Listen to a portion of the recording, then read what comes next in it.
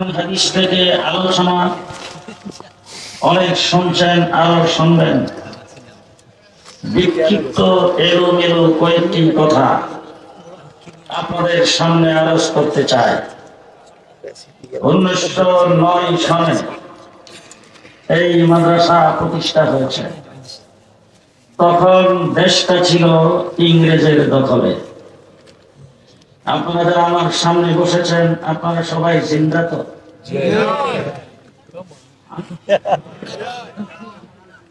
সবাই জিন্দা আছেন তো? মুর্দারা পালিয়ে গেছে। মুর্দা নেই তো এখানে? তাইলে একটু ডাইনে বামে তাকিয়ে পাশের লোকটাকে চিনবেন। যদি চুপ করে বসে থাকবে মনে করবেন যে হে কাওয়া কাদের দলের লোক। চুপ করে বসে থাকবে না, কথা বলতে হবে, আপনি হয়তো জিন্দা আমাদের জানাইতে হবে। 1909 সনে এই মাদ্রাসা যখন প্রতিষ্ঠা হয়, দেশটা ছিল ব্রিটিশ শাসনে। দেশ ব্রিটিশের কবলে ছিল। এই দেশ 800 বৎসর পর্যন্ত মুসলমান শাসন করেছে। 800 বৎসর মুসলমান শাসনের পরে এই দেশের ক্ষমতা ব্রিটিশ তথা ইংরেজ দখল করে নিয়েছে। পৃথিবীর মানচিত্রে ইতিহাস তালাশ করলে দেখা যায় আরেকটি দেশ স্পেন, পর্তুগাল। এই দেশও 800 বৎসর পর্যন্ত মুসলমান শাসন করেছিলেন। 800 বৎসর মুসলমান শাসনের পরে স্পেনের ক্ষমতাও ইংরেজ দখল করেছে। আমাদের এই ভারতবর্ষ, এই বাংলাদেশ, তার ক্ষমতাও ইংরেজ দখল করেছে।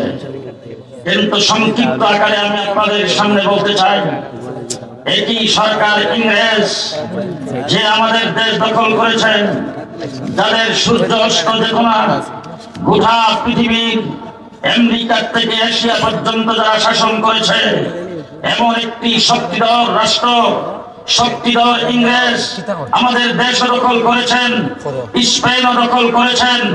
কিন্তু ইতিহাস সাক্ষ্য দিয়েছে স্পেন ইংরেজ দখল করার পরে স্পেন থেকে ইসলামকে বিদায় করেছেন, মসজিদকে বিদায় করেছেন, মাদ্রাসাকে বিদায় করেছেন। স্পেনের জমিনে কোথাও আজান হতো না। স্পেনে এক কপি কোরআন শরীফও রাখা হয় নাই। স্পেনে বিশাল বড় বড় লাইব্রেরি ছিল মুসলমানদের। সেই লাইব্রেরিগুলোকে তার কিতাবাদি, তার তাফসীর, হাদিস, মুসলমানদের ফিকহ গ্রন্থ সবগুলো দিয়ে বিশাল বড় নদীর মধ্যখানে 1 লেনের রাস্তা বানানো হয়েছে।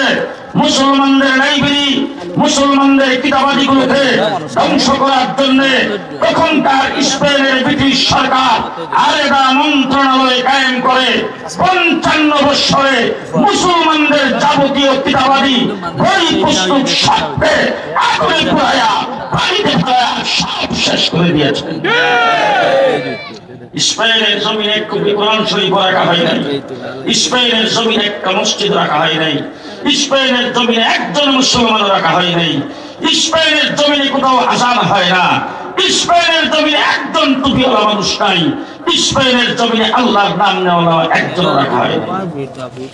স্পেন ইংরেজ দখল করার পরে স্পেনের মুসলমানরা, স্পেনের মানুষগুলি যখন ভীত সন্ত্রস্ত হয়ে গেছে, তখন মুসলমানকে ঢুকাই ফেলে ঘোষণা করেছেন, তোমাদের ইবাদতখানা মসজিদে তোমরা যদি প্রবেশ করো তাইলে তোমাদেরকে কিছুই করা হবে না, নিরাপত্তা দেওয়া হবে। আমাদের স্টিমারগুলি সাগরের কিনারে রাখা আছে, তোমরা যদি স্টিমারে আরোহণ করো তোমাদেরকে নিরাপদ স্থানে পৌঁছায় দেওয়া হবে। মুসলমান বউ বাচ্চা নিয়ে হাত পা উঠায়া মসজিদে আশ্রয় গ্রহণ করেছেন। মুসলমানেরা তাদের স্টিমারগুলিতে যাইয়ে আরোহণ করেছেন। একই দিনে, একই টাইমে একসাথে মসজিদের ভিতরে যে আশ্রয় গ্রহণ করেছেন, মসজিদের বাহিরের ভিতরে পেট্রোল দিয়ে, আগুন দিয়ে সমস্ত মুসলমানকে জ্বালায় শেষ করে দেওয়া হয়েছে। যারা সাগরের, যারা স্টিমারে আরোহণ করেছিলেন, স্টিমার সাগরের মধ্যখানে নিয়ে নিচ দিয়া ছিদ্র করে স্টিমার ডুবায়া সমস্ত মুসলমানকে পানিতে ডুবায়া মারা হয়েছে। এই হলো স্পেনের ইতিহাস। এবার আমার ভারতবর্ষ, বাংলাদেশ, পাকিস্তান, হিন্দুস্তান, এইটাও দখল করেছেন ইংরেজ। একই সরকার, একই ক্ষমতার অধিকারী, একই শক্তিধর, একই রাষ্ট্র, ইংরেজ, ব্রিটিশ আমাদের এই দেশ দখল করেছেন।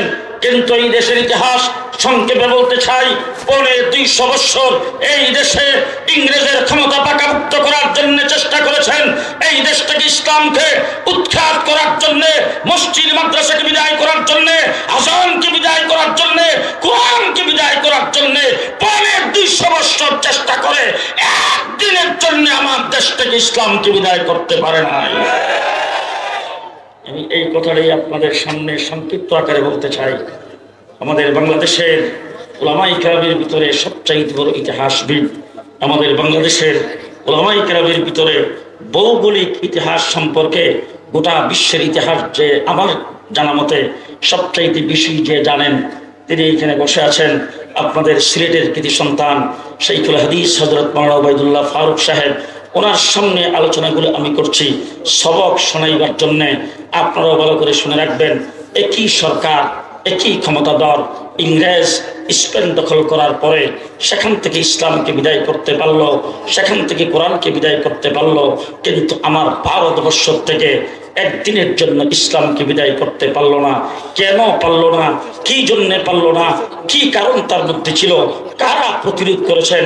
এই ইতিহাসটা যদি আপনাদের মুসলমানেরা, আমরা সবাই যদি সেই ইতিহাসটা জানি আর এই ইতিহাস যদি লালন করি, তাইলে লখনউ মাদ্রাসা বুঝে আসবে, আজকে মাদ্রাসার সালানা জলসা বুঝে আসবে, এতদিন পর্যন্ত মাদ্রাসার যুদ্ধ জাহাদ যারা করেছেন তাদেরকে বুঝে আসবে, উলামায়ে দেওবন্দ বুঝে আসবে, উলামায়ে কওমিয়া বুঝে আসবে, জমিয়ত উলামা ইসলাম বুঝে আসবে, এই দেশের উলামায়ে কেরামের আন্দোলনের সংগ্রাম বুঝে আসবে। আমার বন্ধুগণ, স্পেন থেকে ইসলামকে বিদায় করতে পেরেছেন, কোরআনকে সাময়িকভাবে সেখান থেকে বিদায় করতে পেরেছেন, কিন্তু আমার দেশ থেকে পারে নাই। এইটা এই দেশের কোনো লিডারের বদৌলতে নয়, এটা এই দেশের কোনো নেতার অবদান নয়, এই দেশের কোনো রাজনৈতিক দলের অবদান নয়। আমার দেশে যখন ইংরেজ দখল করেছে, ইংরেজের ক্ষমতা যখন পাকাপোক্ত করে ফেলেছেন, ইংরেজ যখন এই দেশে মসজিদগুলোকে ভাঙতে শুরু করেছেন, মাদ্রাসা ভাঙতে শুরু করেছেন, তখন এই দেশের বড় বড় লিডার ছিল, নেতা ছিল, রাজনৈতিক বড় বড় দল ছিল, বড় বড় দলের সভাপতি ছিল, সেক্রেটারি ছিল। কোন একজন বড় দলের নেতা, কোন একজন লিডার ইংরেজের বিরুদ্ধে একটা টু শব্দ করার সাহস পাই নাই, ইংরেজের বিরুদ্ধে বুক টান করে দাঁড়াইবার সাহস পাই নাই। সর্বপ্রথম ইংরেজের বিরুদ্ধে যদি হুঙ্কার দিয়ে থাকেন, সর্বপ্রথম ইংরেজের বিরুদ্ধে যদি যুদ্ধের ঘোষণা দিয়ে থাকেন, সর্বপ্রথম স্বাধীনতার জন্য মুসলমানদেরকে যদি যুদ্ধের আহ্বান জানিয়ে থাকেন, তিনি একজন মৌলভী শাহ আব্দুল আজিজ মুহাদ্দিস দেহলভী রাহমাতুল্লাহ।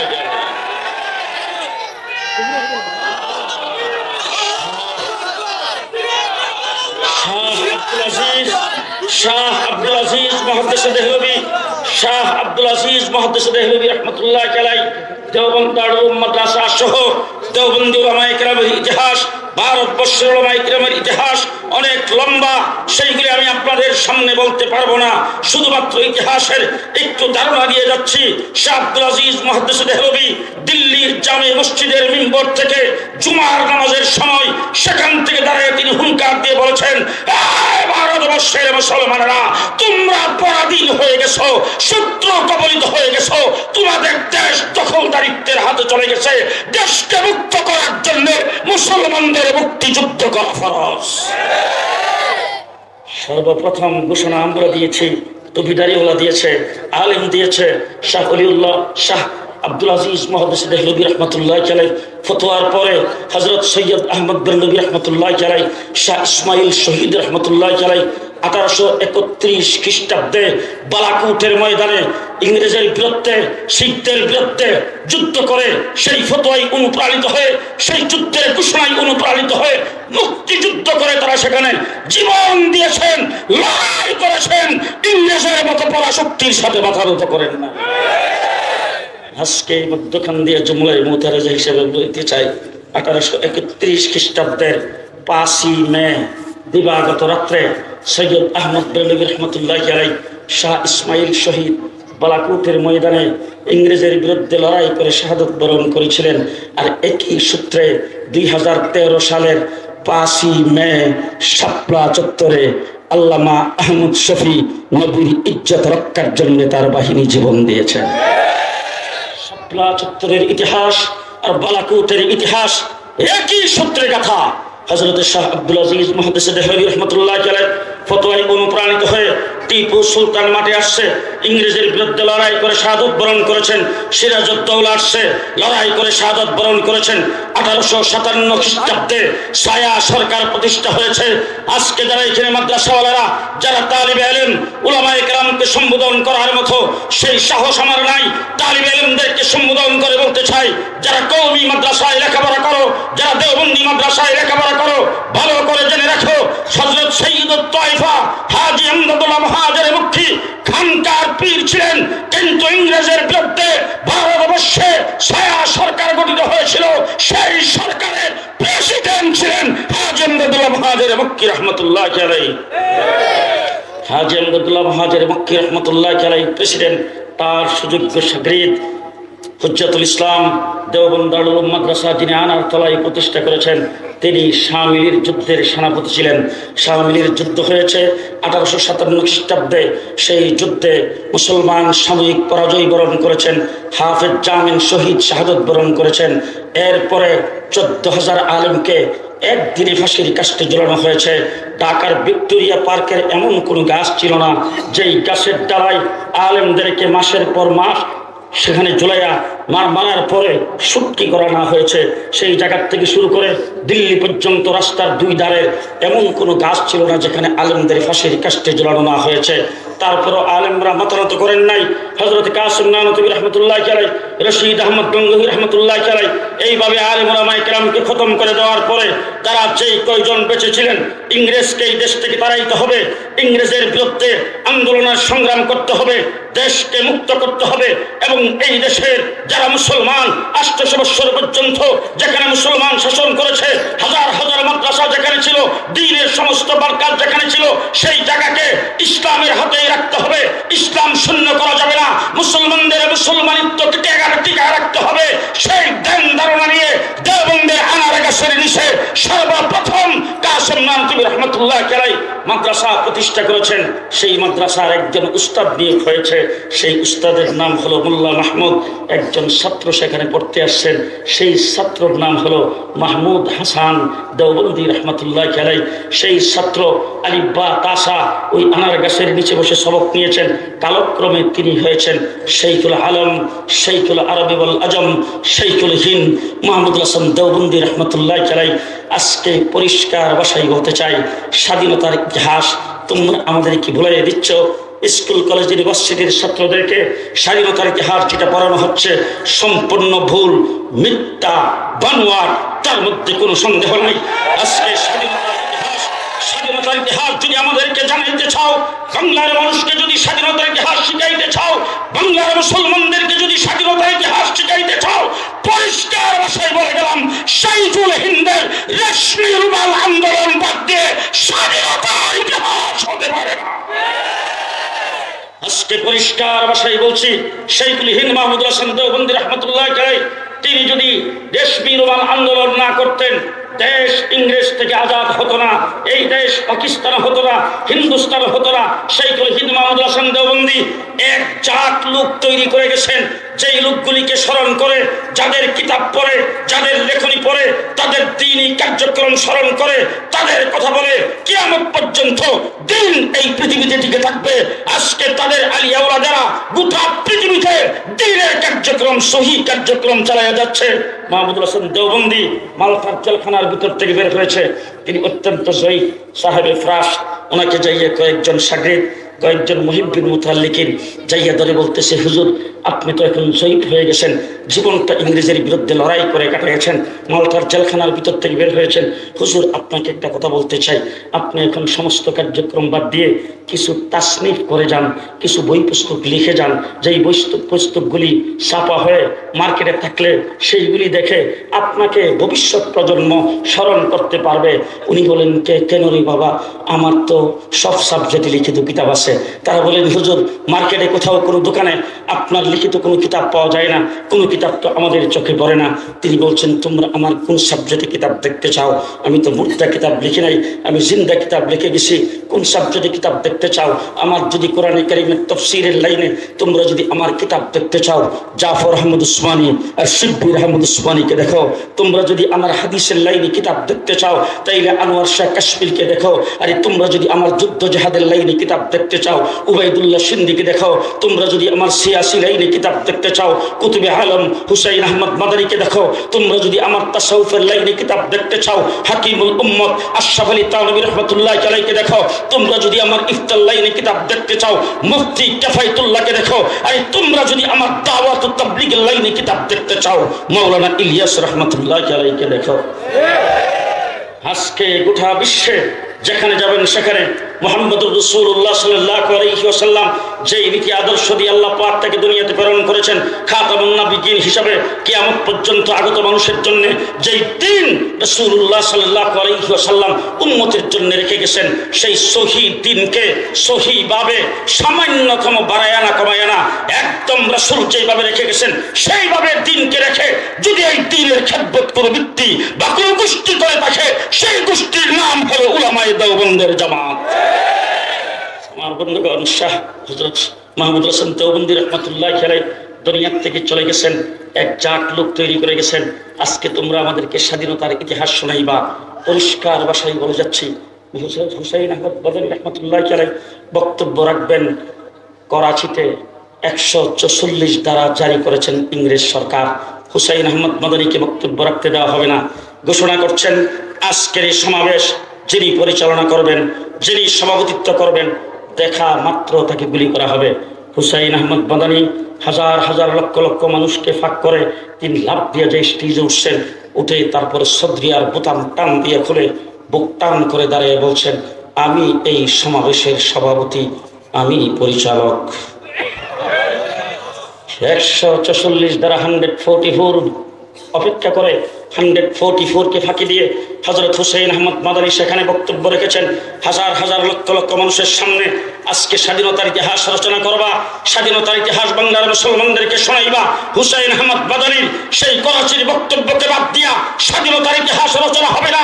হুসাইন আহমদ মাদানী লাহোরের কোর্টে দাঁড়ায়া ইংরেজ বিচারকের বিরুদ্ধে বক্তব্য দিয়েছেন, সেই বক্তব্যকে বাদ দিয়া স্বাধীনতার ইতিহাস রচনা হবে না। আমার জাফর আহমদ উসমানী, শিব্বির আহমদ উসমানী পূর্ব পাকিস্তানের পশ্চিম পাকিস্তানের পতাকা উত্তোলন করেছেন, সেই ইতিহাস বাদ দিয়ে স্বাধীনতার ইতিহাস রচনা হবে না। আজকে পরিষ্কার ভাষায় বলতে চাই, দেশটা ইংরেজ এই দেশ থেকে চলে গেছেন লাঠি ডান্ডার আঘাতে। এই দেশের আলিম উলামায়ে কেরাম ইংরেজের বিরুদ্ধে মাথা নত করে নাই, তাদের রক্ত চক্ষুকে বই পায় নাই, জীবন দিয়েছেন। তারপরও দ্বীন ইসলামকে ধরে রেখেছেন, তাদের বিরুদ্ধে লড়াই করেছেন। লড়াই করতে করতে 1947 সনে এই দেশ থেকে ইংরেজ বিতাড়িত হবে। দেশটা দুই ভাগে দ্বিজাতি তত্ত্বের ভিত্তিতে দেশটা স্বাধীন হয়েছে। আমি আপনাদের কাছ থেকে এখন কিছু কথা শুনবো। দেশ যখন স্বাধীন হয়েছে, একটার নাম হিন্দুস্তান, আরেকটার নাম হলো পাকিস্তান। এখন বলেন তো দেখি, আমরা কোন ভাগে ছিলাম? বুঝে বলছি, ডাইনে বামে দেখবেন, কেউ কথা না করে চুপ করে বসে থাকি। আমরা কোন ভাগে ছিলাম? আমরা কোন ভাগে ছিলাম? পাকিস্তান। এবার জানা থাকলে আপনাদের কাছ থেকে জানতে চাই, আমাদের ভাষা কি? বাংলা। আমরা জাতে কি? আমরা জাতে বাঙালি, ভাষা বাংলা। এবার আসেন হিন্দুস্তানের পশ্চিমবঙ্গ, কলিকাতা, সেটার ভাষাও বাংলা, তারাও জাতে বাঙালি। এই জন্যই বলেছিল, এপার বাংলা ওপার বাংলা, বর্ডারের দরকার কি? তাইলে কলিকাতার তারাও বাঙালি, আমরাও বাঙালি, তাদের ভাষাও বাংলা, আমাদের ভাষাও বাংলা। এবার জানা থাকলে বলেন তো, 1947 সনের স্বাধীনতায় আমরা হলাম পাকিস্তান, কলিকাতা এবং পশ্চিমবঙ্গ হইল কি? হিন্দুস্তান। এবার আপনাদের কাছে প্রশ্ন, একই ভাষাভাষী, একই জাতি বাঙালি, আমরা কেন হলাম পাকিস্তানের অংশ, তারা কেন হইল হিন্দুস্তান? এই প্রশ্নের উত্তর দিতে পারলেই সব সমস্যার সমাধান। আমরা কেন হলাম পাকিস্তান? জি, পরিষ্কার ভাষায় বলা যাচ্ছে, আমরা মুসলিম অধ্যুষিত মুসলমান হিসেবে হয়েছিলাম পাকিস্তান। আমাদের পরিচয় আমরা মুসলমান। আমাদের পরিচয় আমরা 1947 সনে আমরা মুসলমান হিসাবে হয়েছি পাকিস্তান। আমাদেরটা হয়েছে পশ্চিম পাকিস্তান। এবার পূর্ব পাকিস্তান, পশ্চিম পাকিস্তানিরা আমাদের সাথে বৈষম্যমূলক আচরণ করেছেন শিক্ষার ক্ষেত্রে, চাকরির ক্ষেত্রে। আমাদের তখন বিভিন্ন রকম তারা শুরু করেছেন ক্ষমতাকে কুক্ষিগত করার জন্য, ক্ষমতাকে ধরে রাখার জন্য। তখন আমার বাংলাদেশের সমস্ত লোকজন মিলে যুক্ত ফ্রন্ট গঠন করেছিলেন। হযরত মাওলানা সিলেটের একটি সন্তান, আল্লাহ পাকের ওলি হযরত তানভী রহমতুল্লাহ আলাইহির হাতে গড়া সৈনিক হযরত মাওলানা আতহার আলী রহমতুল্লাহ আলাইহি, তিনি ছিলেন একজন ব্যক্তি যার নেতৃত্বে যুক্ত ফ্রন্ট গঠন করা হয়েছে। তিনি একজন হুসেন শহীদ সোহরাওয়ার্দী, দুইজন একে ফজলুল হক, তিনজন, তারপরে মাওলানা ভাসানী, আর নিজ দিয়া লেখা ছিল শেখ মুজিবুর রহমান। লোকগুলির নেতৃত্বে যুক্ত ফ্রন্ট গঠন হয়েছে। জেলখানায় বসে বসে ইতিহাস বললাম, সেখানে সোহরাওয়ার্দীর নাম আছে, শের বাংলার নাম আছে, শেখ মুজিবের নাম আছে, ভাসানীর নাম আছে, আতহার নামটাকে কেটে দিয়েছে অসুরের দল। আমার আতহার আলীর নাম সেখান থেকে মুছে ফেলা হয়েছে, তার নামটা সেখানে রাখা হয় নাই। আস্তে আস্তে আসলো 1970-এর নির্বাচন। শেখ মুজিবুর রহমান সাহেব নির্বাচন করলেন। নির্বাচনী ইশতেহারে পরিষ্কার ঘোষণা দিলেন, আমার দল সরকার গঠন করলে, ক্ষমতায় গেলে ইসলামের বিরুদ্ধে কিছুই করবে না। কি ঘোষণা? ইসলামের বিরুদ্ধে কিছুই করবে না। সেই ঘোষণার পরে 70 বাঙালি সাড়া দিয়েছেন, নিরঙ্কুশ সংখ্যাগরিষ্ঠতা পেয়েছেন তিনি। পাওয়ার পর পশ্চিম পাকিস্তানিরা তার ক্ষমতা হস্তান্তর করতে যখন বাধার সৃষ্টি করেছেন, গরিমসি করেছেন, ক্ষমতা যখন তারা আঁকড়ে ধরে রেখেছেন, তখন 70 বাঙালি আত্মবদ্ধ হয়ে 9 মাস মুক্তিযুদ্ধ করে বাংলাদেশ স্বাধীন করেছে। দেশ যখন স্বাধীন হয়েছে, কয় মাস যুদ্ধ করেছি? কয় মাস? 9 মাস। দেশ যখন স্বাধীন হয়ে গেল, দেশ স্বাধীনের পরে শেখ মুজিবুর রহমান সাহেব সম্পর্কে কেউ বলেন তিনি পাকিস্তানিদের কাছে আত্মসমর্পণ করেছেন, কেউ বলেন তাকে অ্যারেস্ট করে দিয়ে গেছে। আমি সেই বিতর্কে যাইতে চাই না। উনি আত্মসমর্পণ করুন, ধরে নিয়ে যাক, যেটাই হোক, তিনি পাকিস্তানিদের কাছে বন্দী ছিলেন। দেশ স্বাধীনের পরে তিনি কি সরাসরি বাংলাদেশে আসছেন? তিনি সর্বপ্রথম গিয়েছেন লন্ডন। আপনারা বোধহয় রাগ করতেছেন না? তিনি সর্বপ্রথম গেছেন লন্ডন। সেখান থেকে যাই একটা পেটিশন নিয়েছেন, সদ্য স্বাধীনকৃত বাংলাদেশ কিভাবে চলবে। তারপরে তিনি আসছেন দিল্লি। সেখানে এসে শ্রীমতী ইন্দিরা গান্ধীর সঙ্গে সাক্ষাৎ করে সেখান থেকে আরেকটা পেটিশন নিয়েছেন। তারপরে তিনি বাংলাদেশে এসে 1972 সনে সংবিধান রচনা করলেন ধর্ম নিরপেক্ষ। এবার আমি আপনাদের কাছে জানতে চাই, দেশ স্বাধীনের জন্য বাংলার মানুষকে যখন উদ্বুদ্ধ করা হয়, শেখ মুজিবুর রহমান সাহেব 7 মার্চের ভাষণ দিয়েছিলেন। সেই ভাষণে কোন জায়গায় কি তিনি বলছিলেন যদি দেশ স্বাধীন হয়, দেশটা হবে ধর্ম নিরপেক্ষ? কথা বলবেন? বলছিলেন ওনার ভাষণে তিনি কোথাও? শহীদ প্রেসিডেন্ট জিয়াউর রহমান স্বাধীনতার ঘোষণা দিয়েছেন। তিনি কি সেই ঘোষণা দেওয়ার সময় বলছিলেন আমরা আজকের থেকে বিদ্রোহ করলাম, যুদ্ধে নামলাম, স্বাধীনতার ঘোষণা দিলাম, তবে দেশ যদি পরিপূর্ণ স্বাধীন হয় দেশটা হবে ধর্ম নিরপেক্ষ? জি, ধর্ম নিরপেক্ষতার কথা বলেছেন। মুক্তিযুদ্ধের যুদ্ধ করেছেন, লড়াই করেছেন। একজন মুক্তিযুদ্ধ দেশ স্বাধীনের পরে ধর্ম নিরপেক্ষতার কথা বলেন নাই। আমার দেশের অনেক আলেম উলামায়ে কেরাম যুদ্ধে অংশগ্রহণ করেছেন। মুক্তিযোদ্ধারা যারা যুদ্ধ করেছেন, আমি শুধু ছিলাম, নিজে চোখে দেখেছি। আমার বাবাও ছিল মক্তবের একজন কারি সাহেব। তার কাছে দলের দল মুক্তিযোদ্ধা আসতো, মাথা পাইতে দিত, হাত বুলিয়ে দোয়া করে দিতেন। তারা বলতেন, মেজর জলিল সাহেব নবম সেক্টর কমান্ডার ছিলেন, হাফিজ হুজুরের দরবারে তাকে দেখেছি। একদিন জলিল সাহেবকে জিজ্ঞেস করেছিলাম, জলিল ভাই মুক্তিযুদ্ধের একটু স্মৃতিচারণ করেন। তিনি তখন বলছিলেন, আমাদের একটা মাসলা জানা ছিল, একদল যুদ্ধ করতে পারে, আরেক দল নামাজ আদায় করতে পারে। আমরা সেই মাসলা অনুযায়ী মুক্তিযুদ্ধ যখন করছি, পাকিস্তানিদের বিরুদ্ধে যখন যুদ্ধ করি, রণাঙ্গনে আমরা এক জামাত নামাজ আদায় করেছি, আরেক জামাত যুদ্ধ করেছে। সেইভাবে যখন যুদ্ধ হলো, যুদ্ধ ছিল ইসলামের বিরুদ্ধে নয়। ঘুমাইছেন সব? যুদ্ধ ইসলামের বিরুদ্ধে নয়, যুদ্ধ মুসলমানের বিরুদ্ধে নয়, যুদ্ধ ছিল পশ্চিম পাকিস্তানের জুলুমের বিরুদ্ধে। যুদ্ধ করে 9 মাস যুদ্ধ করে দেশ স্বাধীন করেছি। কয় মাস? এবার আমি আপনাদের জিজ্ঞেস করতে চাই, জানা থাকলে বলবেন, কাশ্মীর স্বাধীনতা যুদ্ধ করে কয় বছর? 70 বছর হয়েছে তো স্বাধীন। আস্তে কথা বল, আস্তে।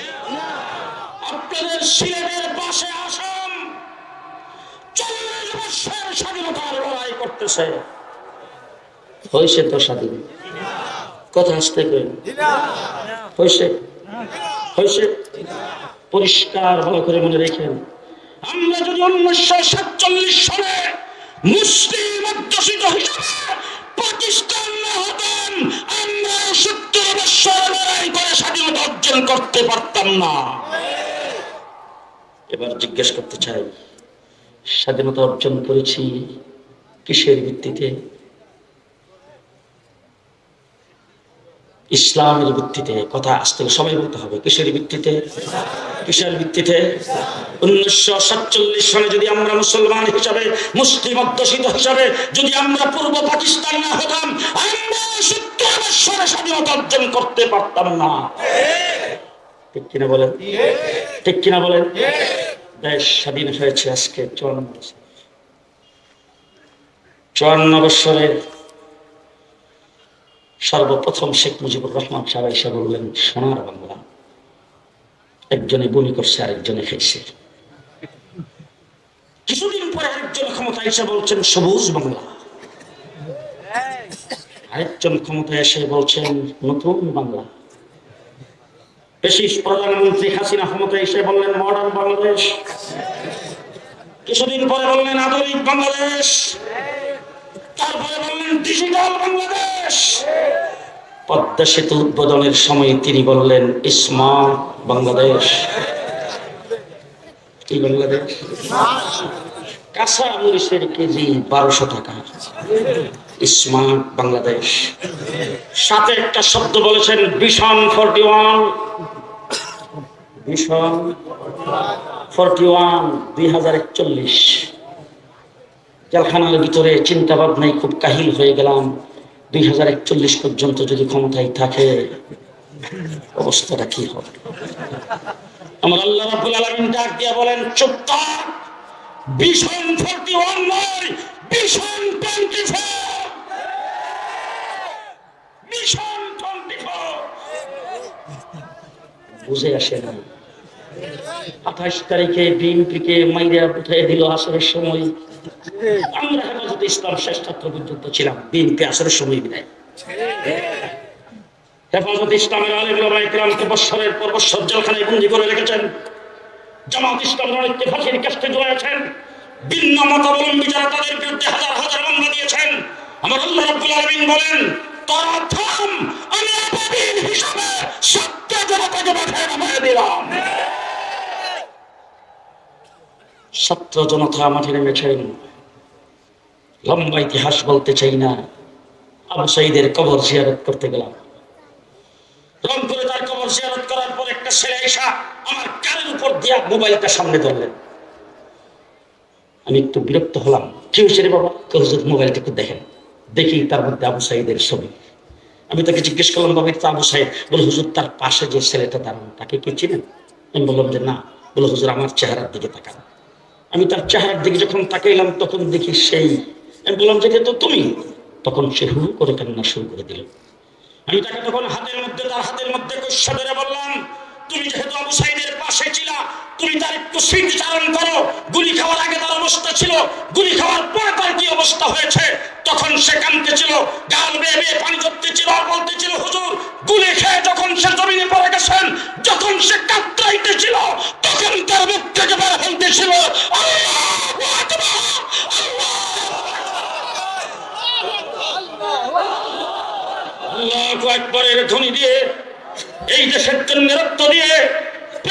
হাসিনাকে যারা বিদায় করেছেন, জুলাই আগস্টের আন্দোলনে আমার কওমি মাদ্রাসার 84 জন ছাত্র জীবন দিয়েছে। যেই বিপ্লব বাংলাদেশে সংগঠিত হয়েছে, আজকে জনসমুদ্রে ঘোষণা করে গেলাম, বাংলাদেশ হবে ইসলামের বাংলাদেশ। হাত তুলে দেখা।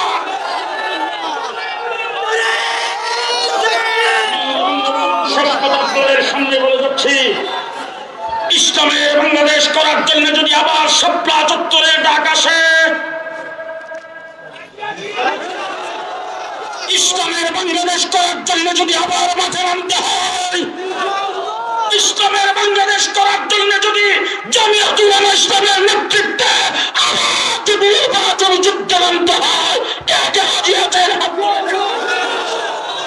এবারের সংগ্রাম ইসলাম প্রতিষ্ঠার সংগ্রাম। নাসরুম মিনাল্লাহ, ফাতহুন কারীব, ওয়া বাশশিরিল মুমিনিন। আসসালামু আলাইকুম ওয়া রাহমাতুল্লাহি ওয়া বারাকাতুহু।